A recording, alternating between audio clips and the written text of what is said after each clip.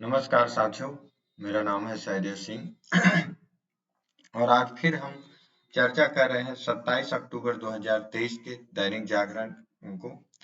अ, हमने आज थोड़ा सा आज बता दें कि आज ज्यादा इम्पोर्टेंट न्यूज नहीं है। सबसे पहले हम फ्रंट न्यूज देखेंगे, उसके बाद डायरेक्ट एडिटोरियल पर और एक रिपोर्ट है भूजल पर।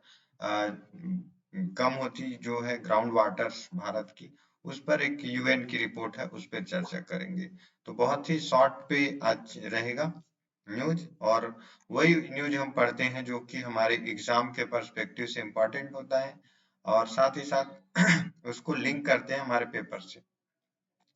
तो चलिए शुरुआत करते हैं। ये जो मुद्दा है, ये हो सकता है कि आईआर हमारे आईआर खंड में इंटरनेशनल रिलेशन में काम आए। तो चलिए सुनाते हैं कि जो कतर में 8 भारतीय भारतीय सेनाओं को क्या करी है, मौत की सजा सुनाई गई है। तो उस पे भारत सरकार का क्या स्टैंड है और क्यों सुनाया गया है, ये देखते हैं। तो कतर की एक अदालत ने अगस्त 2022 में गिरफ्तार भारतीय नौसेना के 8 पूर्व कर्मियों की मौत की सजा सुनाई है। भारत ने इस फैसले को स्तब्धकारी बताते हुए कहा कि सरकार सारे कानूनी विकल्पों पर विचार कर रही है। भारतीय विदेश मंत्रालय उक्त 8 लोगों के स्वजन के संपर्क में है। सरकार शुरू से ही इस मुद्दे को काफी गंभीरता से ले रही है और उन्हें राजनयिक तौर पर भी मदद संभव मदद संभव है, उन्हें उसे देने की कोशिश जारी है। भारत और कतर के रिश्ते मजबूत रहे और हाल के वर्षों में दोनों देशों के बीच कारोबार एवं रणनीतिक रिश्तों को विस्तार देने की कोशिश भी जारी है। कतर के समाचार पत्रों की रिपोर्ट के मुताबिक 8 भारतीयों पर जासूसी के आरोप लगाए गए हैं, लेकिन न तो कतर के और न ही भारत के अधिकारियों ने आरोप को सार्वजनिक किया है। भारतीय नौसेना के ये पूर्व अधिकारी अभी कतर सेना से जुड़ी पी कंपनी अल अलदहरा ग्लोबल टेक्नोलॉजीज में काम कर रहे थे। विदेश मंत्रालय ने गुरुवार को बयान में कहा, हमें यह सूचना मिली है कि कतर के कोर्ट ने प्रथम दृष्टया दल अलदहरा कंपनी के कार्यरत 8 भारतीयों की मौत की सजा सुनाई गई है। हम कतर के अधिकारियों के साथ भी इसी मुद्दा को उठाएंगे। कहा गया है कि चूंकि इस मामले की कार्यवाही गोपनीय प्रकृति की है, इसलिए फिलहाल इस पर ज्यादा टिप्पणी नहीं की जा सकती। यह भी बता दें कि कतर ने लंबे समय तक इन लोगों को राजनयिक मदद पहुंचाने के भारतीय आग्रह को तवज्जो नहीं दी थी। पहली बार 1 अक्टूबर 2023 को कतर में भारतीय राजदूत ने उनसे मुलाकात की थी। मामले से जुड़े लोगों ने बताया कि सभी पूर्व नौसेना अधिकारियों का नौसेना में 20 साल तक विदाग कार्यकाल था।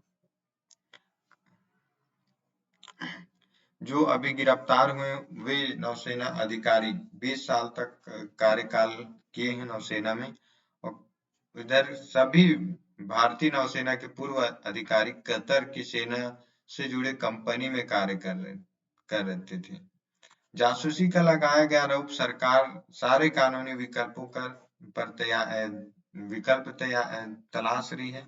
ये पूर्व नौसेना अधिकारी captain Navtej Singh Gill, captain Virendra Kumar Verma, captain Saurabh Vashisht, captain Amit Nagpal, commander Purnendu Tiwari, commander Sugunakar Sakala, commander Sanjeev Gupta और सेलर रागेश। कमांडर तिवारी को 2019 में दिया गया था प्रवासी भारतीय सम्मान।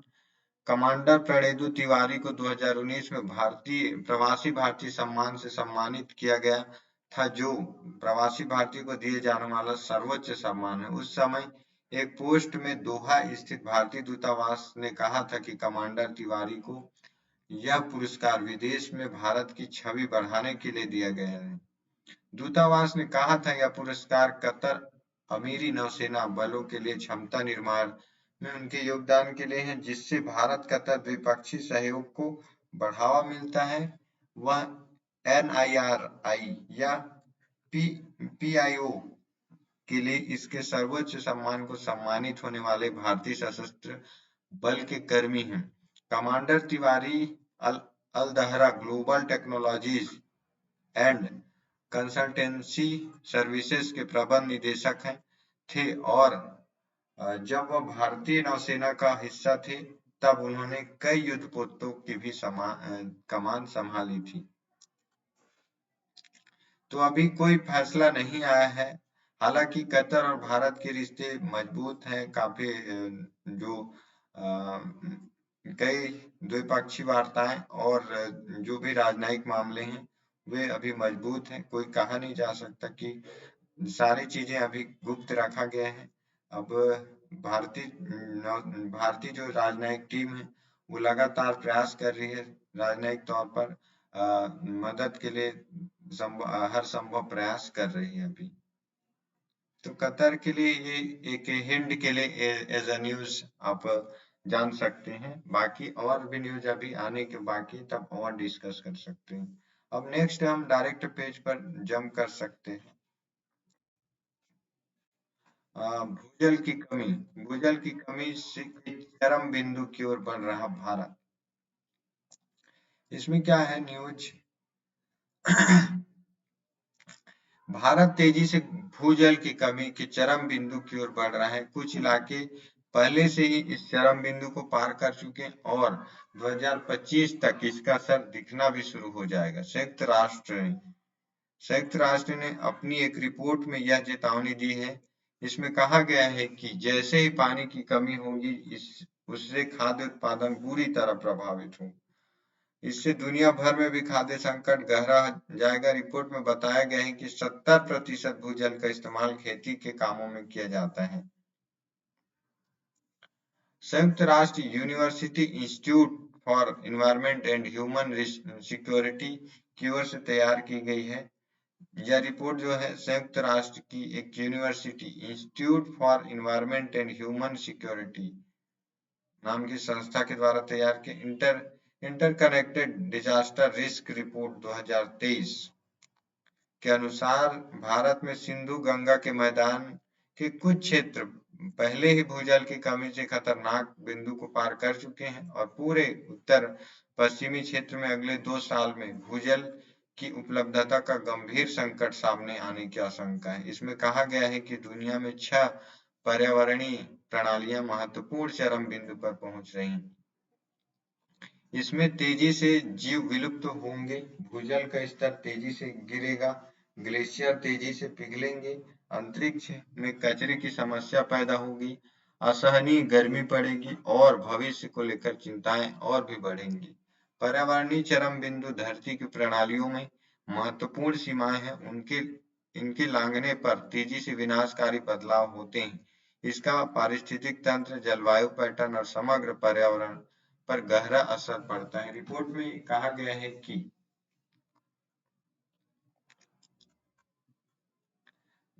है कि सऊदी अरब में पहले से ही भूजल चरम बिंदु के नीचे पहुंच गया है। भारत भी उन देशों में शामिल है जो जल्द ही चरम बिंदु को पार कर जाएगा। भारत में होता है सबसे ज्यादा भूजल का इस्तेमाल। भारत में दुनिया के सबसे ज्यादा भूजल का इस्तेमाल किया जाता है और यह अमेरिका और चीन दोनों के कुल इस्तेमाल से भी ज्यादा है। भारत का उत्तर पश्चिमी इलाका देश की खाद्य जरूरतों को पूरा करने के लिहाज से अहम है, लेकिन यहाँ तेजी से भूजल का स्तर गिर रहा है और 2025 तक इसके नुकसान दिखने शुरू हो जाएंगे। जल स्रोत अपर्याप्त होने की वजह से अक्सर कृषि के लिए लगभग 70% भूजल निकासी का इस्तेमाल किया जाता है। सूखे के कारण होने वाले कृषि नुकसानों को कम करने में ये भूमिगत जल महत्वपूर्ण भूमिका निभाता है। जलवायु परिवर्तन के कारण यह चुनौती अब और भी बदतर होने की आशंका है। भारत का उत्तर पश्चिमी क्षेत्र देश को बढ़ती 1.4 आबादी के लिए रोटी की टोकरी के रूप में है कार्य करती है। तो भारत की जो भूजल है वो हर दिन डाउन जाते जा रहे हैं, नीचे जाते जा रहे हैं, और लगभग चरम बिंदु के और भी नीचे चल दी है। तो ऐसे में ध्यान रखना है कि भारतीय किसानों को भूजल का उपयोग जो है बहुत ही कम, इस तरह खेती के लिए बहुत कम करना चाहिए। वहीं अगर नदी नाले के पानी, अगर नहर सुविधा है तो उसका पानी का उपयोग खेती में करें, ना कि ट्यूबवेल या फिर नल के पानी का उपयोग। क्योंकि तेजी से बढ़ती जनसंख्या के लिए जितनी ज्यादा जल की आवश्यकता है, जैसे जीने के लिए हर पल सांस की जरूरत है, उसी के लिए, उसी तरह हर व्यक्ति के लिए जल जरूरी है। जल है इसलिए कहा जाता है जल है तो जीवन है। तो अगर बढ़ती जनसंख्या को अ, बढ़ती जनसंख्या को संकट से बचाना है, ये संकट समग्र रूप से, मल्टीपल रूप से, जैसे कि आप आर्थिक संकट देख सकते हैं, पर्यावरणीय संकट, अगर पर्यावरणीय संकट तो फिर राजनीतिक संकट, फिर आर्थिक संकट, ऐसे करके बहुत सारे एक प्रॉब्लम से कई प्रॉब्लम्स क्रिएट हो सकते हैं। तो जल को बचाने की जरूरत है, जल के उसको संरक्षण करने की जरूरत है। अब हम डायरेक्ट चलते हैं एडिटोरियल पेज पे। कानूनों में सुधार का हो मुद्दा, कानूनों में सुधार पर हो गहन विचार विमर्श। ये लेख लिखे हैं भारतीय न्याय संहिता, भारतीय नागरिक सुरक्षा संहिता और भारतीय साक्ष्य अधिनियम जल्दबाजी से नहीं किए जाए। प्रकाश सिंह आई थिंक के सीबीआई अधिकारी रह चुके हैं, पूर्व आईपीएस अधिकारी। हम्म। उत्तर प्रदेश पुलिस के पूर्व महानिदेशक एवं इंडियन पुलिस फाउंडेशन के संरक्षक हैं प्रकाश सिंह, पूर्व आईपीएस अधिकारी हैं। इन्होंने लिखा है कि कानूनी रूप से सुधार होने की। केंद्रीय मंत्री अमित शाह ने हाल ही में पुलिस स्मृति दिवस के अवसर पर कर्तव्य पालन करते हुए बलिदान देने वाले पुलिस कर्मियों को श्रद्धांजलि देते हुए 3 प्रस्तावित कानूनों, भारतीय न्याय संहिता, भारतीय नागरिक सुरक्षा संहिता और भारतीय साक्ष्य अधिनियम का उल्लेख किया। इनके द्वारा न्याय प्रणाली में परिवर्तन लाया जाना है। 11 अगस्त को संसद में गृह मंत्री ने कहा था कि ये कानून ब्रिटिश सरकार द्वारा बनाए Indian penal code, criminal procedure code और इंडियन एविडेंस एक्ट की जगह लागू किए जाएंगे। प्रस्तावित कानूनों का मसौदा संसदीय समिति की समक्ष विचाराधीन है। समिति जल्द ही अपनी रिपोर्ट पर अंतिम रूप दे देगी। इस समिति के सदस्य पी चिदम्बरम और डेरेक ओब्रायन ने इस पर आपत्ति जताई कि कि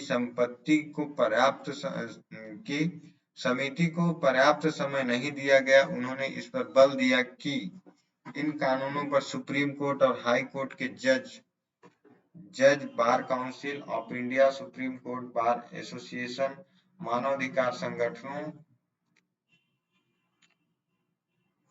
संगठनों और वरिष्ठ पुलिस अधिकारियों से गहन विचार विमर्श की आवश्यकता है। इंडियन पुलिस फाउंडेशन ने प्रस्तावित अधिनियमों पर संसदीय समिति को एक विस्तृत ज्ञापन दिया।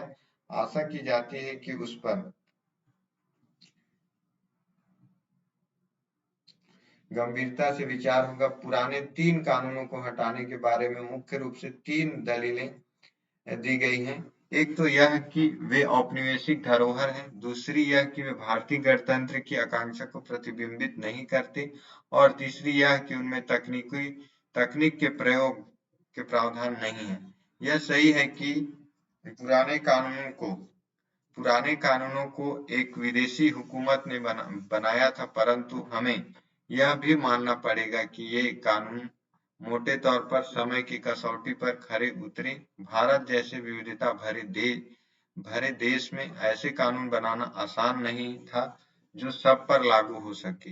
यह सही है कि ब्रिटिश सरकार का उद्देश्य भारत में अपनी सत्ता बनाए रखना था, फिर भी उक्त कानूनों का व्यवस्था बनाए रखने में योगदान रहा।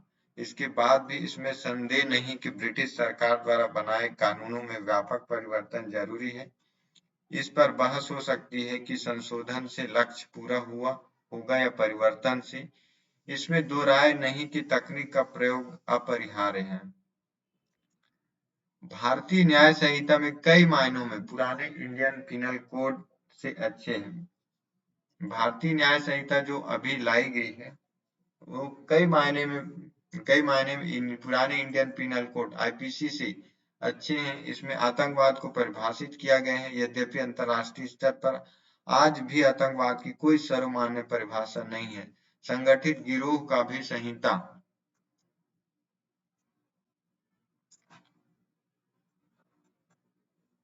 में उल्लेख है। अभी तक ऐसे गिरोह के अपराधों से निपटने के लिए राज्य सरकारें मकोका जैसे कानून अपनाती हैं। अब उसकी आवश्यकता नहीं पड़ेगी। भारतीय नागरिक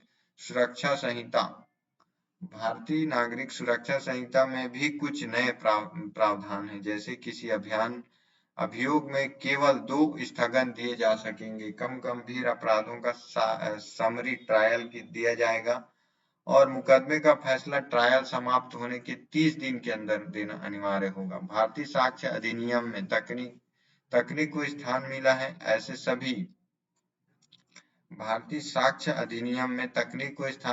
सभी मामलों में फॉरेंसिक परीक्षण अनिवार्य होगा, जिसमें 7 साल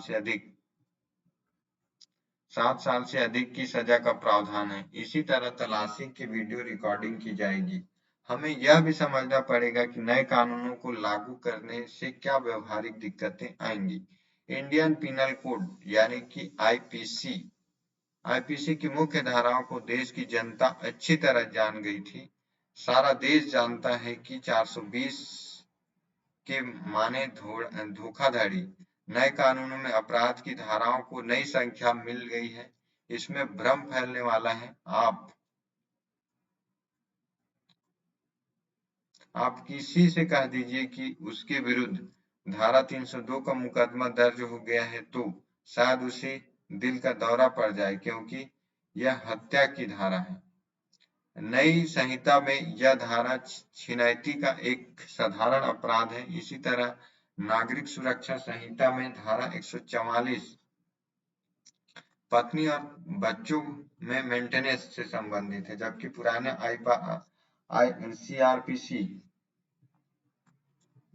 सीआरपीसी में इस धारा के तहत शांति भंग होने पर आशंका के आवश्यक आदेश पारित होने पर लगाए जाते थे। दुर्भाग्य से साक्ष्य अधिनियम में पुलिस अधिकारियों के सामने अपराध की स्वीकारोक्ति अभी भी साक्ष्य के रूप में नहीं मानी जाएगी। संसदीय समिति को इस विषय पर सोचना होगा कि कम से कम उन धाराओं की संख्या न बदली जाए जो जनमानस के दिमाग में बैठ चुकी हैं। देश में करीब 5 करोड़ मामले लंबित हैं और सामान्यतः मुकदमे 5 से लेकर 40 तक चलते हैं। ऐसी हालत के पुराने मुकदमों में आईपीसी की ही धारा लगेगी और नए मुकदमों की नई संहिता की धारा लगेगी। अगर हम सुनिश्चित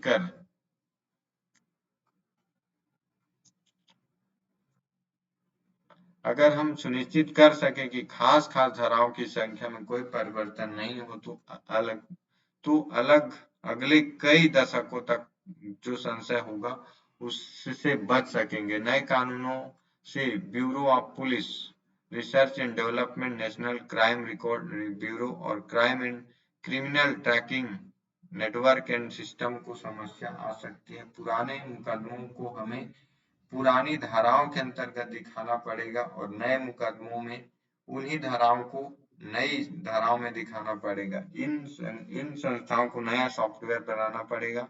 अब तक अपराधों का कोई तुलनात्मक अध्ययन करने में मुश्किल आएंगी।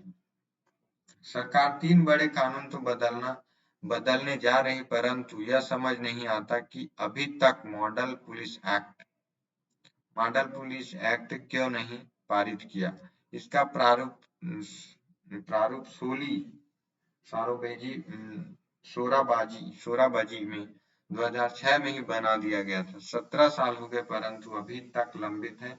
केंद्र और राज्य सरकारें अभी तक पुलिस सुधारों के प्रति गंभीर नहीं होंगी। तब तक केवल कानून बदलने से वांछित परिवर्तन नहीं होगा। कानूनों में परिवर्तन और सुधार जितना आवश्यक है उतना ही आवश्यक के रखवाले में कानूनों के रखवालों में सुधार लाना। गृह मंत्रालय ने जो पहल की है वह प्रशंसनीय है, परंतु उसे अंजाम तक ले जाने में यदि अनावश्यक जल्दबाजी की गई तो अर्थ का अनर्थ हो सकता है। तीनों नए प्रस्ताव कानून जिस रूप में हमारे सामने है उसमें महत्वपूर्ण बिंदुओं पर गंभीर चिंतन एवं विचार विमर्श की आवश्यकता है। तो जो कानून लाए गए हैं उसमें धाराओं को समझने में, उसको याद करने में दिक्कतें आएंगी जो आम जनमानस तक फैल चुका है। जैसे 144 धारा 144 का मतलब है कि कहीं पर शांति बहाल करने के लिए लगाया जाएगा। यह जिला के कमांडर या फिर जिले के टॉप अधिकारी, आईएएस अधिकारी, प्रशासनिक अधिकारी द्वारा लगाया जाता है शांति बहाल करने के लिए। लेकिन नए नए जो कानून है नागरिक सुरक्षा संहिता में कुछ अलग ही प्रावधान है, 420 के अलग। तो ऐसे जो जो धाराएं आम जनमानस के दिमाग में बैठ चुकी हैं तो उसमें कुछ दिक्कत आ सकती है और गलत उपयोग हो सकता है। तो इसको समझने की जरूरत है और इस पर काम करने और उच्च स्तरीय समिति से परामर्श लेने की आवश्यकता है। तो कानूनों में सुधार पर गहन विचार विमर्श की जरूरत है अभी।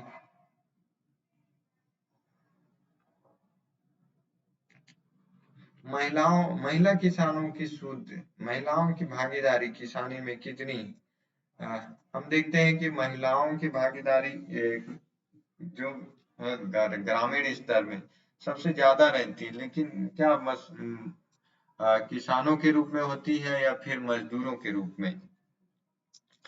बीते दिनों राष्ट्रपति द्रौपदी मुर्मू ने खेती किसानी से जुड़ी महिलाओं का विषय उठाया। उन्होंने कहा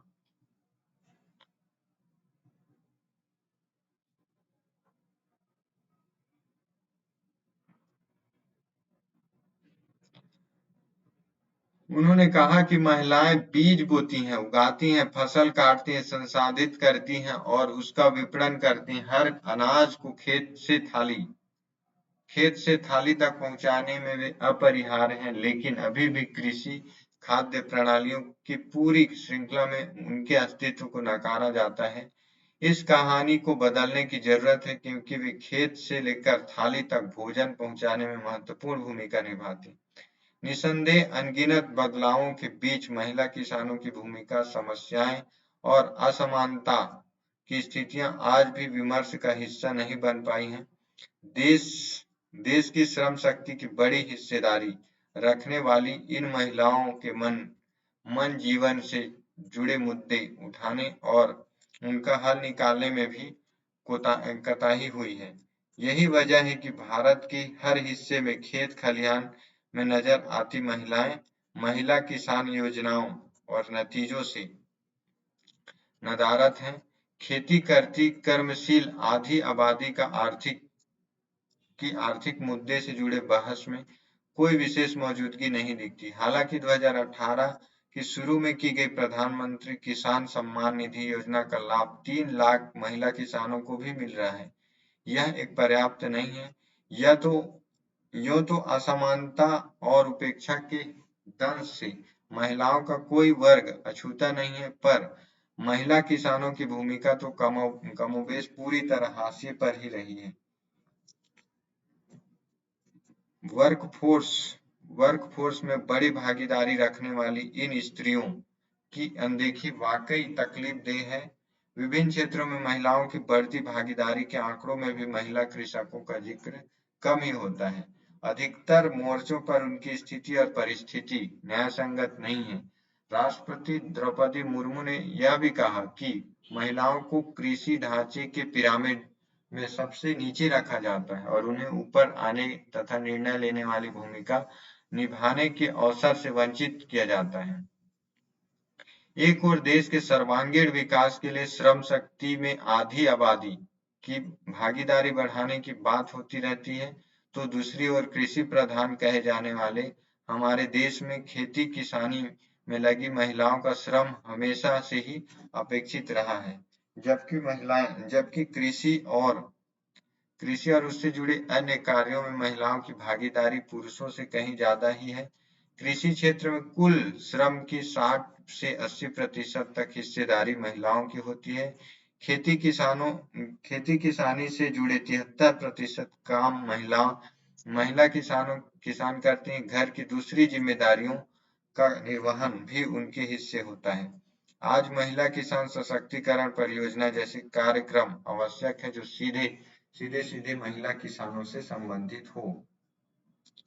तो महिलाओं की भागीदारी बीज रोपने से लेकर फसल काटने और उसको थाली तक पहुंचाने में महिलाओं की अहम भूमिका होती है। लेकिन जब बात आती है उनको डिसीजन लेने की या निर्णायक भूमिका निभाने की, तो उसमें महिलाओं को शामिल नहीं किया जाता। साथ ही साथ महिला किसानों की जो वर्कफोर्स वर्कफोर्स या जो मार्केट है, वर्कफोर्स मार्केट, उसमें महिलाओं की भागीदारी में भी कम उनको आंका ही नहीं जाता। उनकी जो इनकम सोर्स है उनको शामिल ही नहीं किया जाता। उनकी इनकम को, उनके वर्कफोर्स को, उनकी सारी लागत, उनकी भागीदारी को। तो जरूरत अब ऐसे समय की है कि महिला सशक्तिकरण, किसान महिला सशक्तिकरण जैसे आवश्यक कार्यक्रम हो जो सीधे महिला किसानों से संबंधित हो। तो ये था महिलाओं से संबंधित मुद्दे। दूसरा था कानून संबंधी मुद्दे। अब तीसरा हम देख सकते हैं कि रोजगार से संभव मानव तस्करी। आज लगभग हमारे बॉर्डर एरिया जैसे वेस्ट बंगाल या फिर यूपी के नॉर्थ यूपी जो नेपाल से सटे हैं, और म्यांमार से सटे राज्य नागालैंड, मणिपुर, असम, इन सभी राज्यों में मानव तस्करी के अधिक मामले सुनाई देते हैं। तो मानव तस्करी के प्रॉब्लम्स के सलूशन के लिए हमें रोजगार क्रिएट करने होंगे ताकि मानव तस्करी ना हो, उन्हें रोजगार का अवसर मिले। इसी साल मई के पहले सप्ताह में बेंगलुरु से 11 नाबालिग लड़कियों को फ्लाइट से रांची लाया गया था। साहिबगंज और पाकुड़ जिले की रहने वाली इन सभी लड़कियों की उम्र 14 से 17 साल के बीच थी। एंटी ह्यूमन ट्रैफिकिंग यूनिट के सदस्यों ने इन नाबालिग लड़कियों से जो एंटी ह्यूमन ट्रैफिकिंग यूनिट के सदस्यों से इन नाबालिग लड़कियों ने बताया था कि उन्हें नौकरी का झांसा देकर शोषण के दलदल में धकेल दिया गया था। इन लड़कियों और इनके अभिभावकों को तरह तरह के प्रलोभन देकर मानव तस्करी में लिप्त एजेंटों ने दूसरे शहर ले जाने के लिए तैयार कर लिया था। पढ़ने लिखने की उम्र में मजदूरी करना इन किशोरियों की व्यवस्था है, लेकिन अपने घर से दूर बड़े शहरों में ये बहला फुसलाकर लाई या भेजी जाती हैं। इन शहरों में पहुंचने के बाद इनसे मनमाने तरीके से काम लिया जाता है। कई बार शारीरिक यातना और यौन शोषण की भी शिकार बनती हैं। जानवरों की तरह काम भी लिया जाता है और उचित मजदूरी भी नहीं दी जाती। झारखंड में मानव तस्करी एक बड़ी समस्या है। हर साल लगभग 30,000 महिलाओं का पलायन होता है। इनमें सर्वाधिक नाबालिग और किशोर की होती हैं। वर्ष 2017 से लेकर 2022 के बीच सरकारी आंकड़े बताते हैं कि इस बीच 1574 लोग मानव तस्करी के शिकार हुए। लगातार बढ़ती घटनाओं को लेकर राज्य सरकार चिंतित है। इस पर उसने गंभीरता से विचार करना शुरू कर दिया। मुख्यमंत्री हेमंत सोरेन इसके स्थायी समाधान को लेकर गंभीर हैं। इसको लेकर सीआईडी अनुराग गुप्ता ने भारत सरकार को एक प्रस्ताव भी भेज दिया है। 2 नवंबर को मुख्य सचिव की अध्यक्षता की बैठक होगी। मानव तस्करी को रोकने के लिए झारखंड सरकार तमिलनाडु मॉडल पर विचार कर सकती है। Tamil Nadu manual works regulation of employment and condition of works act 1982 में मैनुअल लेबर के 68 प्रकार हैं। इसमें घरेलू कामकाज करने वालों की भी संख्या है। इसके तहत महिलाएं आ सकती हैं। झारखंड से बाहर जाने वाले मानव तस्करी की शिकार सर्वाधिक लड़कियां दिल्ली में हैं। इनका कोई आंकड़ा नहीं है। दिल्ली में 100 से ज्यादा ऐसी रजिस्टर्ड एजेंसियां हैं जो प्लेसमेंट दिलाने का कार्य करती हैं, जबकि अवैध एजेंसियों की संख्या 1000 से भी अधिक है। लेकिन सरकार की ऐसी कोई एजेंसी नहीं है जहां झारखंड से बाहर काम करने वाली लड़कियों का कोई डाटा हो। इससे भी महिलाओं को असुरक्षा का सामना करना पड़ता है। और कुछ ऐसे भी मामले होते हैं कि मानव तस्कर यहाँ से लड़कियों को काम दिलाने के बहाने जाकर बेच दिया जाता है। ऐसी खुशकिस्मत लड़कियां यदि घर वापस आ गई तो उन्हें दिल्ली रिटर्न कहा जाता है और गांव वापस आने पर इनकी शादी में बड़ी कठिनाइयां होती हैं। मानव तस्करी रोकने की दिशा में काम कर रही यह संस्था एडसेक के राज्य सचिव संजय कुमार मिश्र कहते हैं कि दिल्ली रिटर्न कहकर इन लड़कियों को जहां समाज स्वीकार नहीं करता, वहीं सरकार भी इन्हें मुख्य धारा से जोड़ने की दिशा में उदासीन है। लिहाजा पलायन का सिलसिला जारी है। एक अध्ययन में यह भी बात सामने आई थी कि मानव तस्करी की शिकार लड़कियां अधिकतर अपने रिश्तेदारों द्वारा ही बेची जाती हैं। सरकार को इस तरफ भी ध्यान देना होगा। मानव तस्करी एक बड़ा समस्या पिछले साल सामने आया था। रांची से लेकर दिल्ली तक प्लेसमेंट एजेंसी के माध्यम से तस्करी करने वाला कुख्यात मानव तस्कर पन्नालाल को गिरफ्तार किया गया था। उसकी करतूत उसकी पत्नी भी सहयोगी थी। उसकी करतूतों में उसकी पत्नी भी सहयोगी थी। उस पर 1 लाख रुपए इनाम की घोषणा हुई। तब जाकर उसने 11 अप्रैल 2022 को एनआईए की अदालत में आत्मसमर्पण किया। दोनों ने मिलकर मिलकर मानव तस्करी से 100 करोड़ रुपए की संपत्ति अर्जित की। ऐसे न जाने कितने पन्नालाल मौजूद हैं। ऐसे लोगों पर भी अंकुश लगाने की जरूरत है। सरकार को भी इस पर रोक के लिए केवल बोर्ड आयोग या कानून की पर्याप्त नहीं है। इनके कारणों का समाधान आवश्यक है। महिलाओं से जुड़ी योजनाओं को ईमानदारी से लागू करने की जरूरत है। बिचौलियों पर कड़ी कार्रवाई हो। वनोपज पर महिलाओं का अधिकार हो। इससे वे आर्थिक रूप से भी मजबूत होंगे और ग्रामीण अर्थव्यवस्था में भी सुधार होगा। इस तरह के समानांतर काम करके ही हम मानव तस्करी से निजात पा सकते हैं। लड़कियों को बाहर जाने से रोकना या उन्हें बाहर से पुनः लेकर आना यह स्थायी समाधान नहीं है। समस्या रोजगार की है। उन्हें उनके घर में किस प्रकार रोजगार दे सकते हैं, इस पर सरकार को सोचना होगा। जो बिचौलिए होते हैं, जो मानव तस्करी करते हैं, खासकर महिलाओं की, लड़कियों की, जो अंग व्यापार के लिए भी उनको बेचा जाता है, तो ऐसे बिचौलियों पर कड़ी कार्यवाही करने की जरूरत है। साथ ही रोजगार जनरेशन के लिए गांव में ही रोजगार गारंटी जैसे और भी जो रोजगार क्रिएट करते हैं। जैसे छत्तीसगढ़ की बात करें तो छत्तीसगढ़ में एक